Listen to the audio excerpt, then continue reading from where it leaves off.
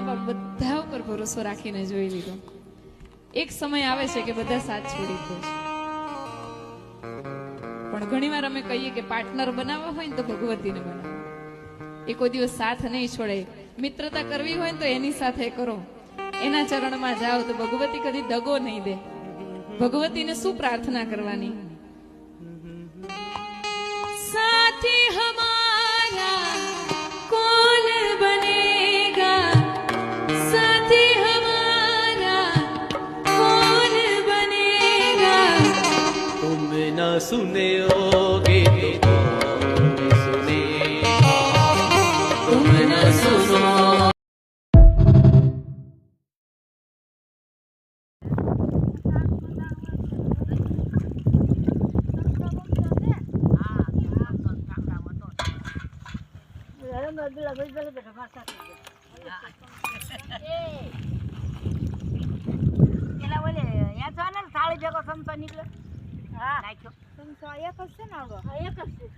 પછી આ ચોખામાં શાખે ને લાવશે ગીતાબેન.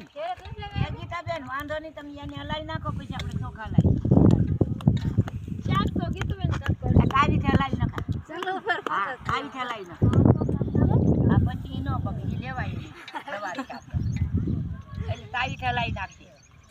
એ વીડિયા